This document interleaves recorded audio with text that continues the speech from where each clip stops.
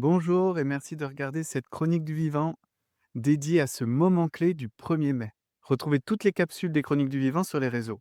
Et si derrière la fête du travail et les brins de muguet, le 1er mai cachait un autre rendez-vous, plus ancien, plus vibrant, inspiré par la nature elle-même. Chaque année, le jour du 1er mai, on célèbre la justice, la résistance des ouvriers qui ont lutté pour de meilleures conditions de travail. C'est donc une journée de pause reliée aux luttes sociales et à de multiples revendications. Et ce jour-là, on s'offre des petits bouquets de muguet. Et beaucoup d'entre nous pensent sans le connaître précisément qu'il y a un lien entre ces bouquets de muguet et la célébration de ces meilleures conditions de travail gagnées au terme de violentes luttes sociales. Certains diront que c'est sûrement un hasard, que c'est parce que cette plante fleurit à cette période qu'on en a fait un symbole. Et donc ce serait sans doute un hasard aussi que c'est autour de cette période de fin avril et du 1er mai qu'ont été gagnées ces revendications sociales pour de meilleures conditions de travail. Cette manière de considérer les événements est pour moi bien trop éloignée des lois naturelles, de ces grandes forces du vivant qui influencent tout l'environnement et bien sûr qui nous influencent nous aussi les humains. Bien avant les banderoles et les syndicats, le 1er mai était déjà un seuil, un passage inscrit dans les cycles naturels. Un moment où les anciens se reliaient à une force de feu, à un élan vital. En Europe, les peuples célébraient à cette époque Beltane, une fête du renouveau et de la fertilité, où le voile entre les mondes devenait plus fin.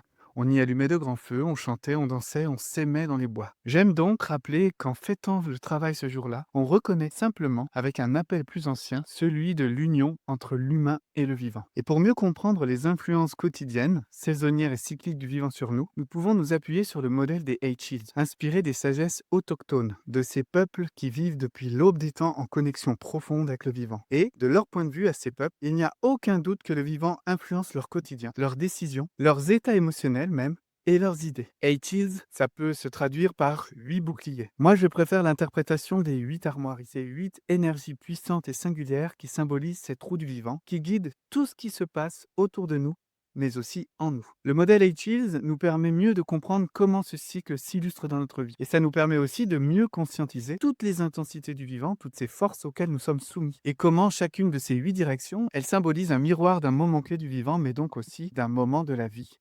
Par exemple, l'Est, à l'échelle d'une année, c'est le moment de l'équinoxe du printemps. Et à l'échelle d'une vie humaine, c'est notre naissance, la naissance de nous en tant que bébé. Et donc le 1er mai, nous entrons dans une nouvelle direction, dans une nouvelle énergie, celle du sud-est. On entre dans le cœur du printemps, là où cette saison est la plus puissante, la plus vibrante à l'échelle d'une année. Eh bien, c'est le temps du mois de mai, ce fameux mois où le proverbe nous rappelle qu'on peut faire tout ce qu'il nous plaît. Et à l'échelle d'une vie humaine, le sud-est, c'est plutôt une période de l'enfance qui correspond à peu près de 7 à 14 ans. Le sud-est, c'est donc l'instant où le jour a déjà pris l'avantage sur la nuit. Un entre-deux puissant, le moment de l'élan, de la floraison, le moment d'un courage mêlé à une grande tendresse. Le sud-est, c'est la joie d'oser. C'est l'énergie des grands enfants qui ont l'élan de sortir eux-mêmes de leur zone de confort pour explorer et donc pour apprendre de nouvelles choses. C'est aussi le moment où l'artiste ose enfin montrer ce qu'il a créé. Au 1er mai, donc, c'est le sud-est qui démarre et concrètement, c'est l'instant naturel idéal pour rentrer en mouvement et donc nous confronter à différentes épreuves qui vont nous aider à affiner l'orientation de notre énergie. Le sud-est, traditionnellement, c'est un temps pour se lever avec le soleil, pour marcher pieds nus dans l'herbe mouillée, pour offrir au monde la beauté de ce que l'on met. Et c'est exactement cette vibration que l'on retrouve à Beltane, un moment où l'on dit pleinement oui à l'élan de vie,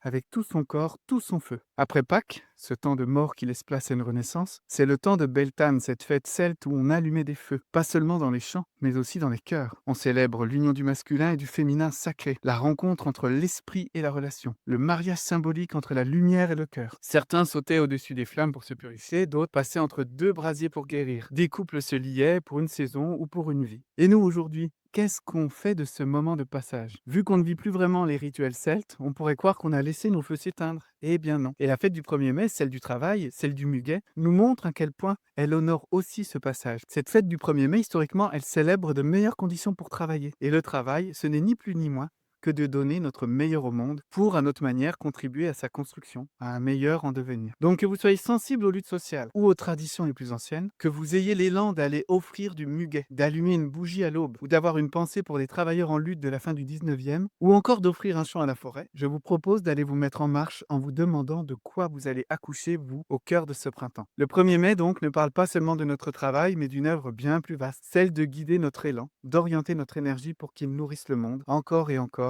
avec le feu du vivant. Voilà, c'est la fin de cette chronique du vivant sur le 1er mai. Et si vous êtes tenté de continuer à réfléchir à tous les liens réunis derrière cette date, ou même comment vous approprier ce passage en conscience dans votre quotidien, je vous invite à regarder la vidéo plus conséquente, 1er mai, Porte du feu, renaître avec le vivant. Cette vidéo est incluse dans les Échos du vivant, la lettre vidéo que j'envoie à celles et ceux qui s'y abonnent. À bientôt!